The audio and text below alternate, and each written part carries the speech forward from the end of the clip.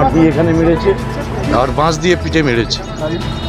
গাড়ি ভাঙচুর করেছে, ইট দিয়ে গাড়ি ভাঙচুর করেছে। কোনো রকম যান বাঁচানোর জন্য গাড়িতে, রানিং গাড়িতে উঠে পালিয়ে আসে।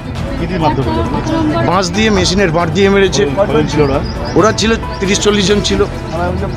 থানায় অভিযোগ, এখন মেডিকেল করলাম, থানায় যাচ্ছি অভিযোগ করব। ওরা জমায়েত করেছিল, বুথের সামনে জমায়েত করেছিল। এটা 237 নম্বর বুথের সঙ্গে। ওদের পায়ের তলায় মাটি সরে গেছে, ওরা জানছে হেরে যাচ্ছে। 4 তারিখে ওরা পালানোর কোথাও যাবে বুঝতে পারছে না। যেভাবে হোক বুথ রক্ষা করতে হবে, তার জন্য বিরোধী দলের কর্মীদের উপরে, বিরোধী দলের নেতৃত্বের উপরে এই ধরনের হামলা। আমার নাম শেখ রমজান আলী, বিজেপি জেলার সহসভাপতি, কলকাতা উত্তর শহরতলি জেলা। কে বলল?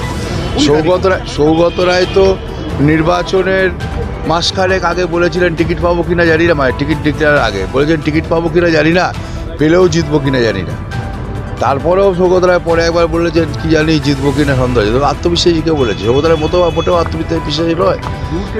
সৌগত রায়, হ্যাঁ, বুথ এজেন্টের গাড়ি ভাঙচুর হচ্ছে, আমাদের এখানে মেরেছে। এবং আমার যেখান থেকে আমরা একটু আগেই ঘুরে এলাম, কামারহাটি বিধানসভার ওই 51 নম্বর বুথ, ওখানে আমার জেলার সেক্রেটারি মৃণাল মুখার্জির গাড়ি ভেঙে গেছে। ওখানকার যে কাউন্সিলর বোধহয় ননিশা কানু শাহ নাম হবে, সে দাঁড়িয়ে থেকে মৃণালকে মেরেছে, মৃণালের গাড়ি ভাঙচুর করেছে। এখানে রমজানকে মেরেছে সজল দাস। তো এগুলো তো হচ্ছে, এর মধ্যেও বিজেপি কর্মীরা ভোট করছে, চলছে, আমরাও আছি। কেন্দ্রীয় বাহিনী তো বুথের বাইরে কিছু করতে পারে না, কেন্দ্রীয় বাহিনী বুথটা দেখে। আর যেটা কিউআরটি টিম, সেই কিউআরটি টিমটাকে নিয়ে তো থানার যে অফিসাররা, তারা তো যেখানে খুশি ঘোরাচ্ছে, তারা তো ঠিক জায়গায় নিচ্ছেই না।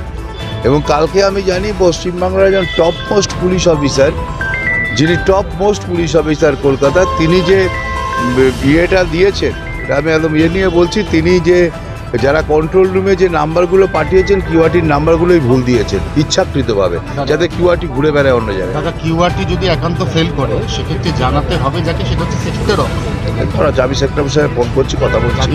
হ্যাঁ, সেক্টর অফিসারে কথা হচ্ছে। উনি বলছেন আমি আমার, দেখুন সেক্টর অফিসার তো একা নয়, সে তো অনেকগুলো সেক্টর অফিসার। এখন কিছু সেক্টর অফিসার কাজ করছে, কিছু সেক্টর অফিসার দালালি করছে, এটাও তো আছে। সব কিছু পুলিশ কাজ করছে, কিছু পুলিশ দালালি করছে। যে বুথে ঘটনাটা ঘটলো, যে বুথের এজেন্ট রমজান আলী, সেই বুথটা বা সেখানে তো এরপর সাহস করে বিজেপি কর্মীরা ঢুকতেই পারবে না। সে ঢুকতে পারে, আছে ওখানে আমাদের ছেলেরা আছে, তারা করছে, আমরাও দেখছি, আমরাও কি করা যায়। আমি তো বুঝলাম না, চলে এলাম সব কিছুর পরে কেন হামলা করলো। আমি মৃণালের সঙ্গে ওর ফোনে যোগাযোগ করতে পারি না, ওর ফোনটা, ওটা আমি যোগাযোগ করে নিয়ে কথা বলছি। হ্যাঁ, গাড়িটা ভাঙচুর করেছে, ওর বাইক ছিল, গাড়ি ছিল, গাড়ি ভাঙচুর করেছে আর ওকে মেরেছে। ওই তো ওখানকার কাউন্সিলর কি কানু সাহানা, নানু ননিশা কে আছে, রমজানের বুথটা বোধহয় ওই রকম।